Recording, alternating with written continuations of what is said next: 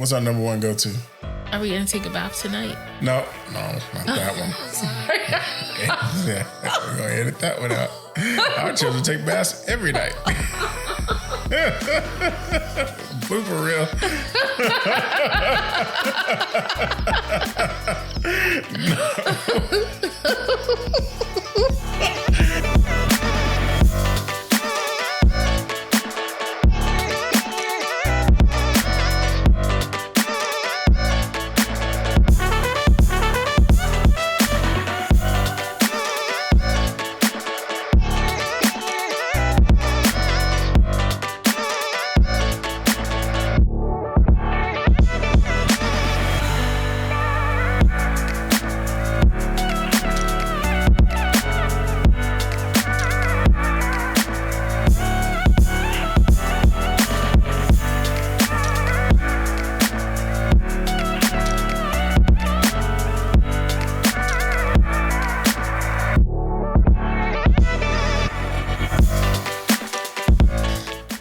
Welcome to A Balancing Act with Team Brooks, a show that discusses family-related topics from a simple lens of faith while providing resources that every family can use to live a healthy and balanced life.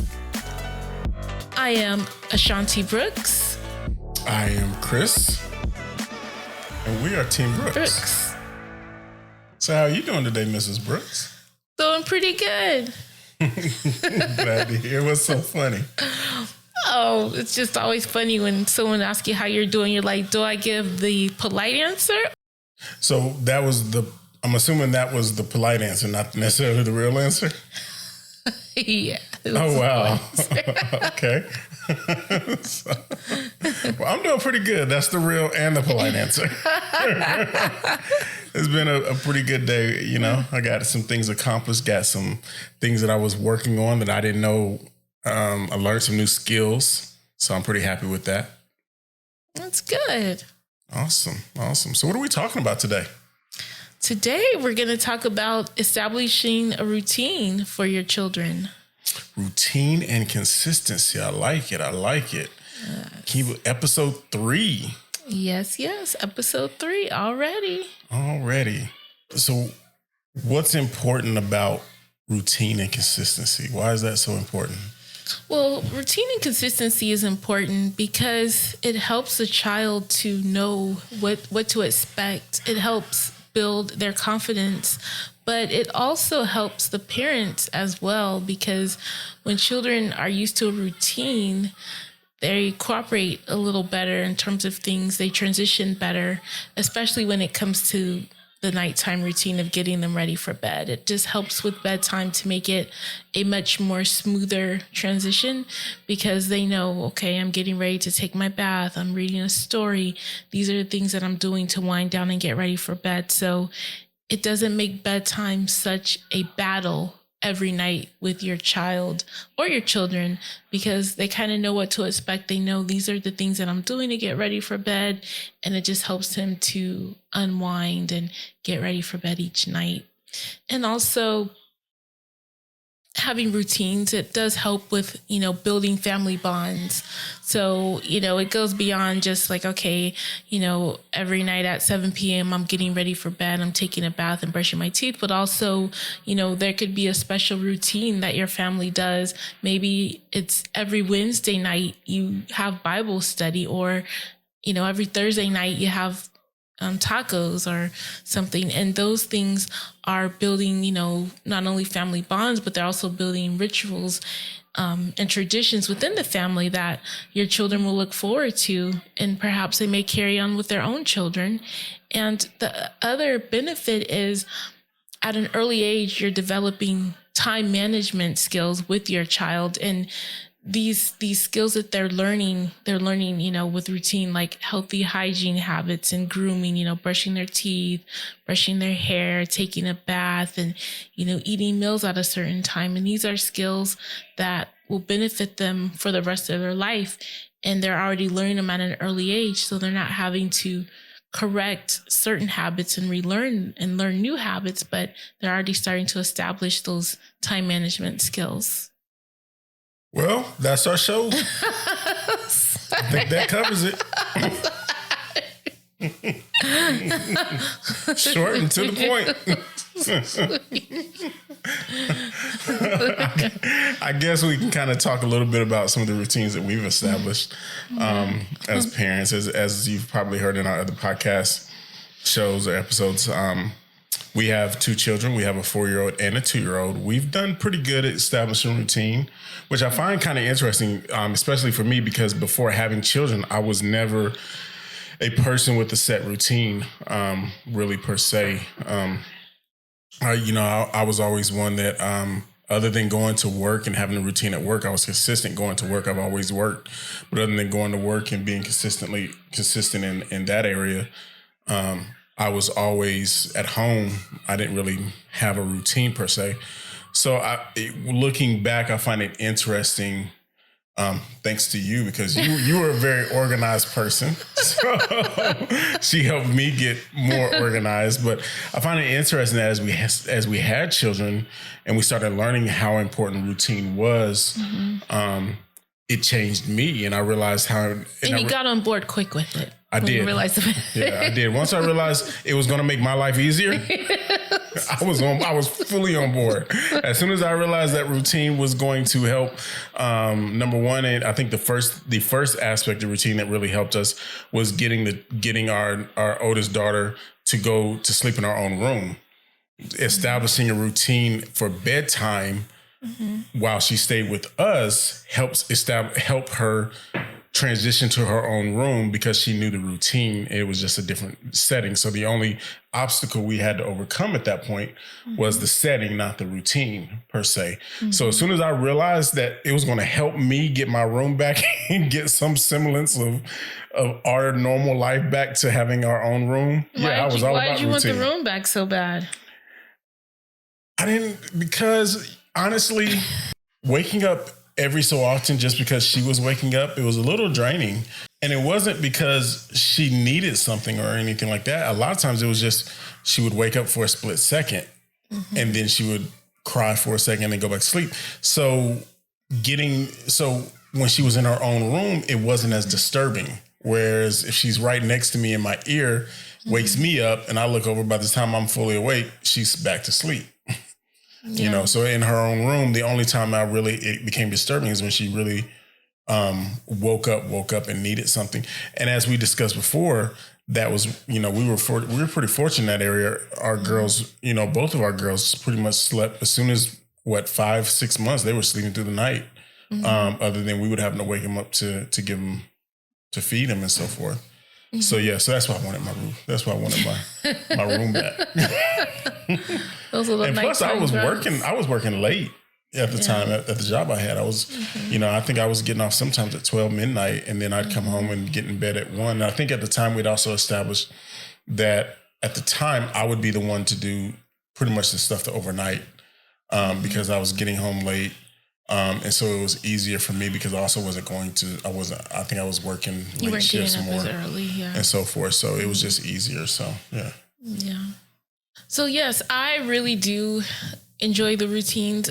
My favorite routine is the bedtime routine, because after a long day, of working and just the wear of the day, it really helps to just know that the children aren't going to put up a big fight to go to bed, so our bedtime routine, it consists of, we give them a bath, we brush their teeth, we wash their face, we get them dressed in their pajamas, and then we read them a bedtime story, and then we read a Bible story with them, and then we pray.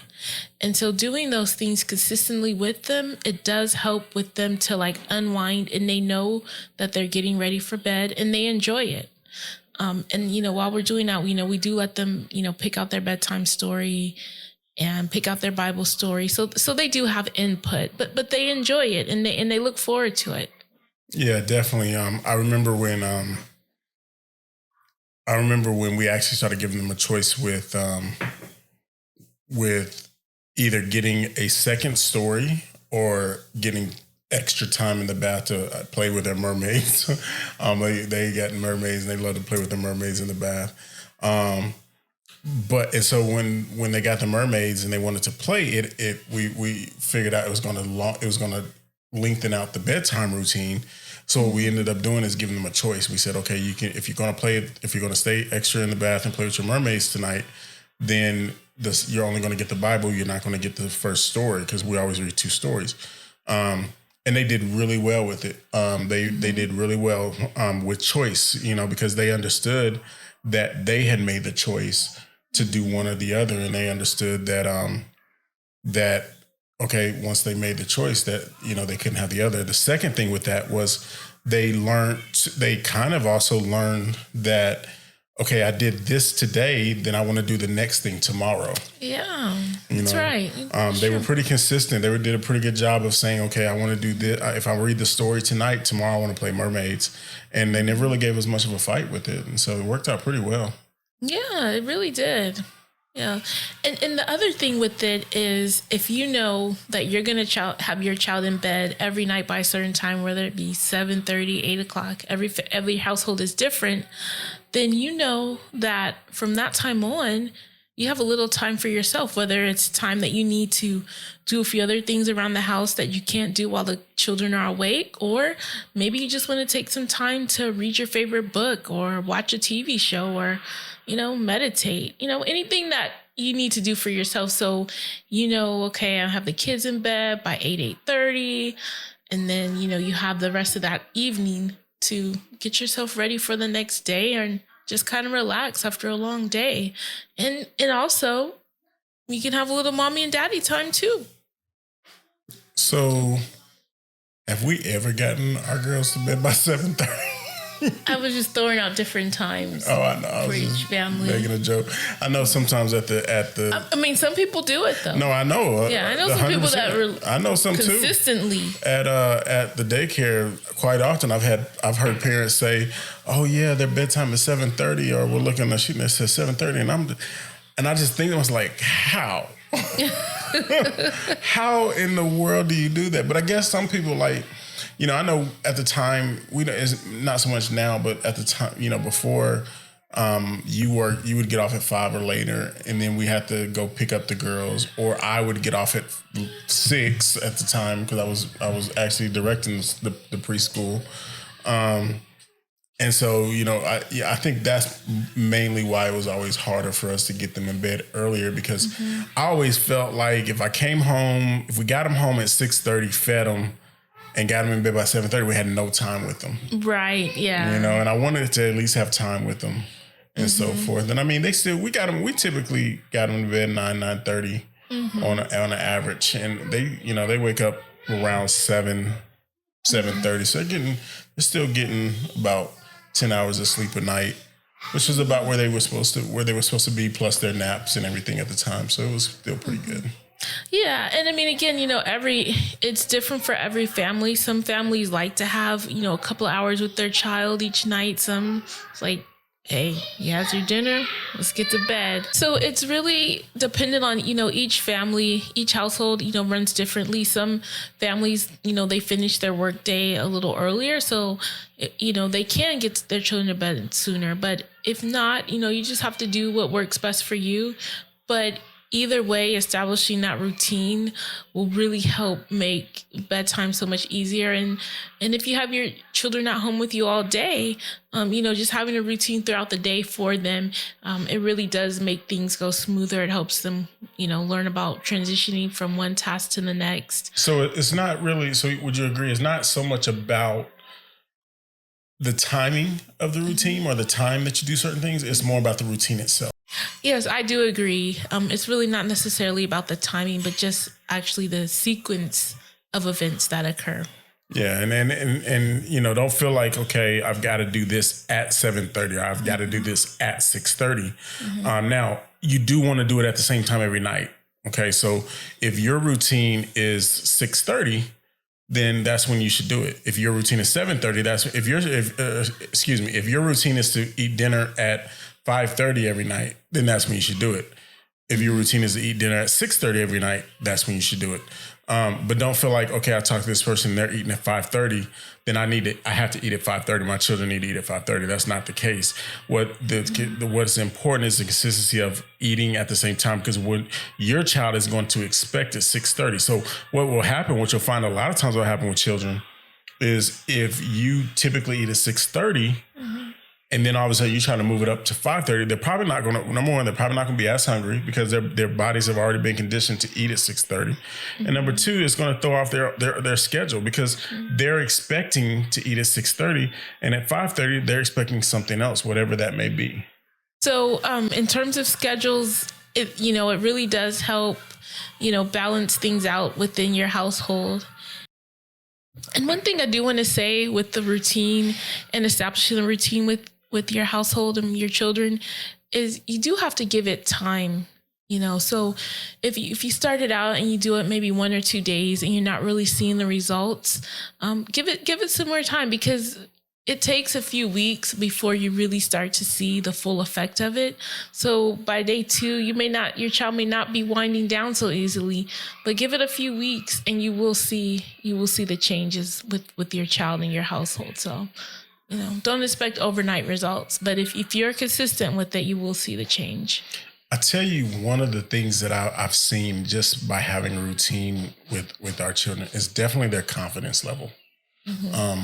I think and when I say just not even just with ours, but even with children at the school sometime, you can tell like when children come in and they kind of have a routine at home, or even better yet, a routine at drop off. So you have some parents, like I'll use myself as an example. I know, like when I drop off our girls at daycare at school, they know, okay, I'm going to go in and I'm going to walk them to the classroom. Before I even open the door, I'm going to bend down and I'm going to give them a hug. And I'm going to give them a hug and a kiss. And I'm going to say, we're going to have a great day today. We're going to listen to our teachers, et cetera, right? And that sets them up because they expect it. But I see some children that get dropped off sometime at our school and they don't have a routine. So they have a hard drop off. They typically have a hard drop off. And so because they don't know what to expect. But if they know, a lot of times when they come, and I'll explain real quick what a hard drop-off is. Hard drop-offs for parents out there, if you don't have children in daycare, or when we've all seen it when a child comes in kicking and screaming. And a lot of times we think they don't want to go to daycare, or they don't like daycare, and that's not the case most of the time. Most of the time is a lot of it has to do with consistency of the drop-off. We always encourage parents to, when they drop, especially on the first time when they drop off, say your goodbyes and leave. Don't draw it out. Don't do different things. Don't try to bribe them. Don't give them a new toy every time. Don't promise them something when they get out, when they get picked up. Just do the drop off and then leave, and let the teacher or the director or whoever you're dropping them off with handle it at that point, because it establishes trust with the person that they're being dropped off with. And then number 2, it establishes the routine. So kind of going back to what I was saying, I can always tell when children don't have a consistent routine with drop off, because they tend to have more hard drop offs than the ones that have the consistent routine. Yeah, because the routine also creates a sense of security for your child as well. Definitely. I see them, some of them, I see them, they have their coat on and they just walk in with their chest out like, I own this place. Have you ever seen it? Like I've seen them, like they walk in, they got their chest out. They say they waving to everybody. Like Annalise, sometimes when she comes in, like we won't even be in the parking lot good, and she'll be hanging out the window hollering to her friends at 4 years old. And I'm like, well, who are you at 4 years old hollering to your friends outside? But I think it's that consistency, because she's comfortable, because she knows what to expect. The daycare that they go to, they have a very consistent routine and so forth. So yeah, and the routine at home is consistent. So when we started taking them to daycare, they had a very smooth transition. And I believe that's in part due to the routine that we have established for them, because they have that sense of security, knowing, okay, mommy and daddy are taking me here. They're going to come pick me up each day. They're going to bring me home. And then the daycare itself had a very consistent routine. So that really made a difference for them. Yeah. Very much so, very much so. And for those of y'all wondering, because I know, no, our children do not go to our daycare, primarily just because of our daycare is roughly, about an hour away from us. And so it was just too much trying to take them back and forth. I would love to have saved that money and took them to our daycare. But fortunately, we found a great daycare here where we live. And so it was just a lot easier to take them to that daycare than it was to try to take them up and down the highway for an hour. Yeah. And then, and even in that, and I'm good because I'm about to tie it back into what we're talking about. Because even in that, we did actually try to start taking them to the daycare. When we bought the daycare, we tried to start taking them there. And what we found was the consistency wasn't there. We couldn't establish a routine because as the owner, I had a director there. And so a lot of times it was breaking up my responsibilities as a director, as an owner, because I couldn't really work at the daycare as like I needed to because of space and because of time, because of just different things. And so we were trying to take them 2 or 3 days a week. And on those 2 or 3 days that we were taking them, it was they would only be there for maybe 3 or 4 hours some days, and other times I would be there all day because of whatever reason. So they'd be there 6 hours. And so they, again, tying it back into the routine, they weren't getting the benefits of a daycare because of the routine wasn't there. Yeah, they didn't have a consistent schedule, and they weren't able to be consistent with the curriculum that was being taught because they were just their various hours. Yeah. So again, even in our situation, we had to find a routine to establish them with. Yeah. And I'll tell you, when we don't follow the routine, because sometimes we do have off days, the girls don't do horrible with it because routine does help with flexibility. But when that bedtime is off by a couple of hours, you could really tell a difference. Oh, gosh. Gosh, yes. You can really see a difference in their behaviors. They get cranky, whiny. They're just not the same girls. So I love my girls no matter what. But they really test it when they're off on their sleep schedule. They test that love to the full max. they really do. Yeah, they do. So in terms of the routine, we strive to follow the same routine daily, but life happens and sometimes things change in your schedule. So on those days where things do change in our schedule, we still try to follow it as closely as we can. But again, if you haven't already established a routine, give it some time, give it a few weeks, to establish it. You may have to make some adjustments, but I do encourage you, if you're not following a routine with your children, to give it a try. And then, you may have some off days, and that's okay. The key to it is, even when you do have an off day, try to follow it as closely as you can. And then the next day, just pick back up, to where you left off, to stay on the course. Because if not, you'll just unravel the hard work that you've already put in to establishing that routine. Yeah, and I think that's key to one of the things you just said is actually key. Don't use the excuse of I didn't follow the routine yesterday to not follow the routine today. Right, Once it starts unraveling, it unravels quickly. It's just like working out or anything else. Working out, trying to eat right. Anything you're trying to do is that you're establishing better habits at. Once you make excuses for it, it falls apart. So even in that, when you're starting and stopping, or when you're not showing consistency, or when you make excuses to not do something, you're showing your children to make excuses. So you're teaching them bad habits as well. And that's something to be considered, because everything we do, our children are paying attention to. So when they see, okay, we were supposed to take our bath at 7:30 tonight and we didn't, and then the next night we didn't, and then the next night we didn't, they see the habit of, well, mommy and daddy aren't making us be consistent, and they're making excuses of not doing it. So why should we uphold the things that we say we want to do, or why should we uphold what we're going to say we're going to do when mommy and daddy aren't? It's very important to remember as parents children learn more by what you're doing than what you're saying. I'm going to say that one more time because it's so important. Children learn more by what you are doing than what you are saying. That old adage of do as I say, not as I do, it does not work with children. It does not work. Throw it out of your vocabulary, throw it out of your head. Don't even allow it to enter in because it does not work. And you are setting yourself up not to fail as a parent, but you're setting yourself for failure in that area that you think it applies, because children are never going to say, well, daddy said I wasn't supposed to do it, but then he did it. They've never said children are not going to do that, especially young children. Yeah. Did your parents ever say that to you? Do as I say, not as I do? Even if they didn't say those words exactly, did they give, because my mom, I know my mom. There were several things. God rest her soul. I love my mom to death. As I said in the previous one, she was perfect in my eyes at the time. But there were several things that she didn't live out when she was telling me. Did you ever see that? Oh yeah, there were a few things. Yeah. Doesn't mean you have to be a perfect parent. I don't want anybody to walk away thinking you got to be a perfect parent.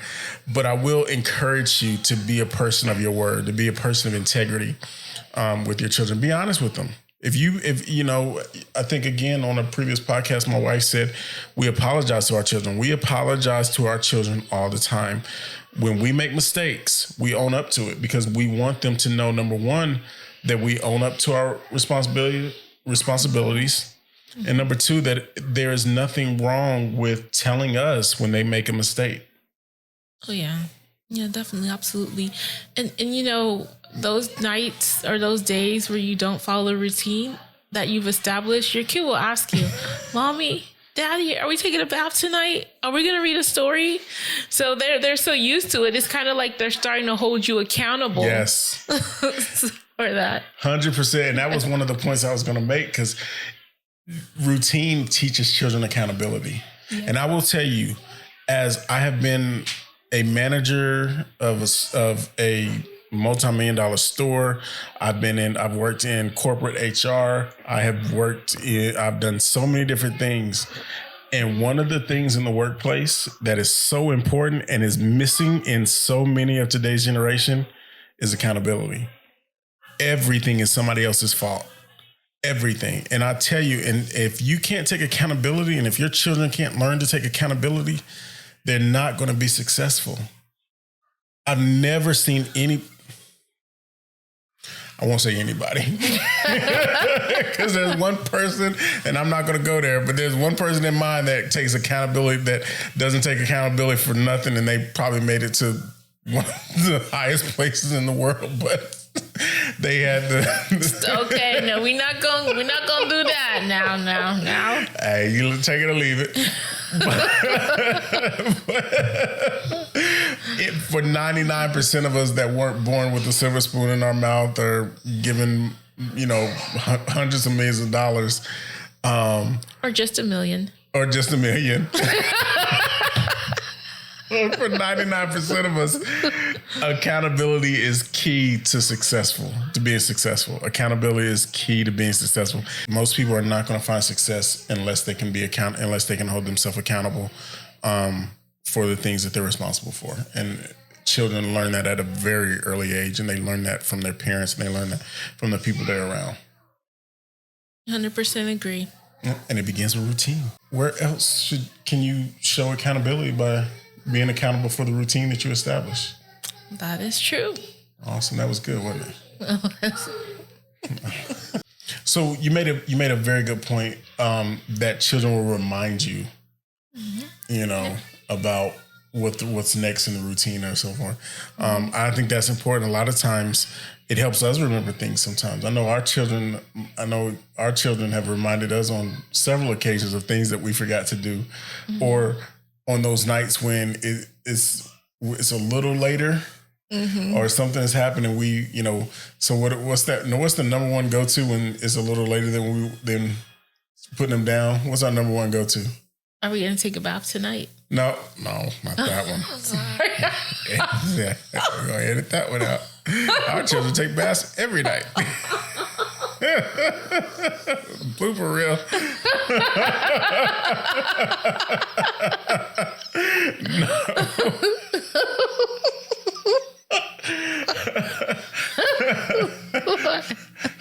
That's pretty good. All right, all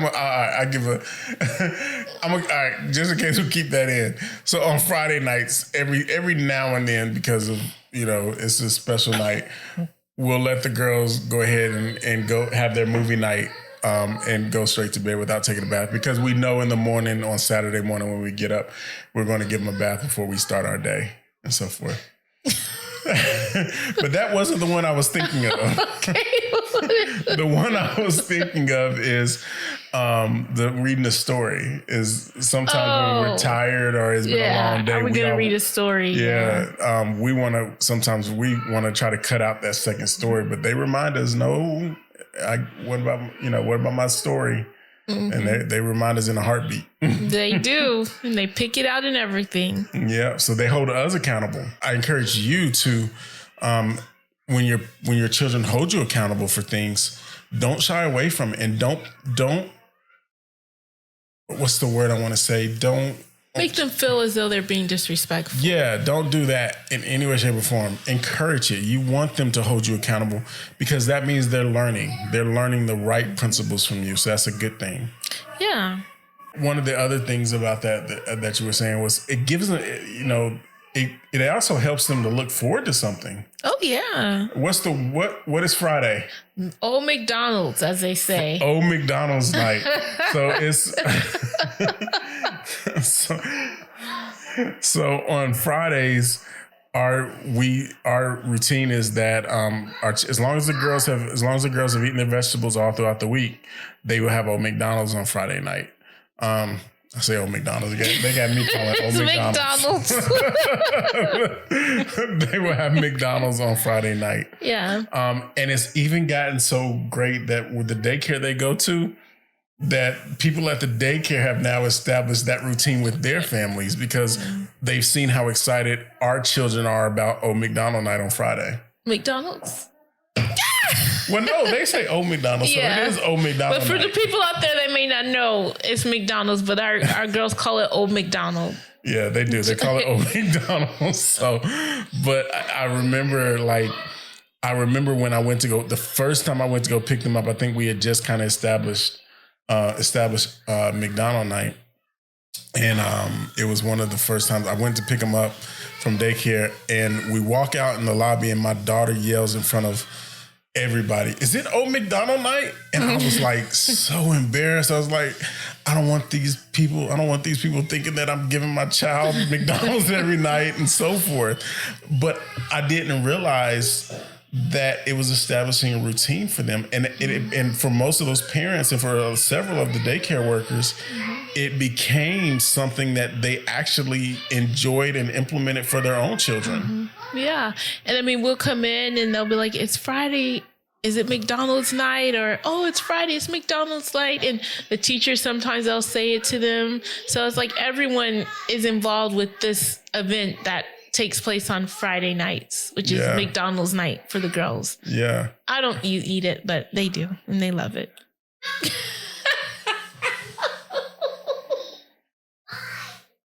No, okay, I'm not going to bust you out on what we do eat. Yeah, I'm not going to sit here we're not going to pretend that we go and get them McDonald's and they come home and eat vegetables and salmon. I didn't say what I ate. I just said I eat McDonald's. I won't say that one. But the good thing again, going back to the routine, that's also, it gives them something to look forward to on Friday, but it also gives me a little leverage for earlier in the week when we're trying to get them to eat the vegetables. Yeah. We're trying to get them to eat the vegetables and stuff, and then we kind of remind them, well, hey, look, you gotta finish off your vegetables during the week if you want Old McDonald's on Friday.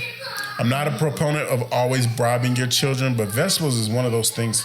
I don't know anybody who has found a good way to get children to eat vegetables. And if you do, please write to us. Yes, and we'll share it on the show. Let us know if you have found a foolproof way that is not bribing your child or making the vegetables completely unhealthy. Okay, we still want no sugar in them. Yeah, we still want the vegetables to still be healthy and good for the children. But if you have found a way to do it without making the vegetables unhealthy and without bribing your children, please let me know. Because I've not found it. So, but again, the routine is great. Again, going back to the McDonald's. Oh, and another routine on Friday is a lot of our routines on Friday, but another routine on Friday is the fun night. stuff. The fun stuff. The fun stuff. That's true. It's routine every day. Yeah, it's routine every day, but a lot of the fun routines are on Friday. So on Friday night is also movie night for our girls because they know the next day they don't have to go to school or get up and go to grandparents' house or anything like that. So we do allow them to watch a movie as they go to bed. We typically try to put them to bed a little sooner. So that they can enjoy the movie because we were putting them down at the regular time. And what was happening? They would just go to sleep. And then what would happen the next day? They'd say they didn't see their movie. Yeah, they're like, I didn't get to watch my movie. I was so tired and so forth. So we felt bad and we decided that we were going to put them to bed a little earlier and try to give them a little bit of time to watch their movie and enjoy it. Yeah, and they like it and we like it too.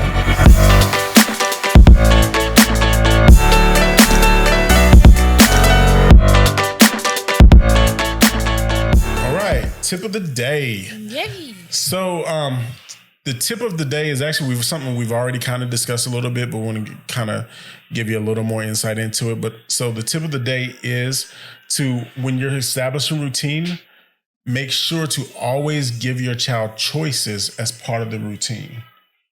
Mm-hmm. Okay? Again, always give your child choices as part of the routine. When you give your child choices in the routine, number one, it's going to create less resistance from your child. Number two, it's also going to help them develop critical thinking skills and accountability.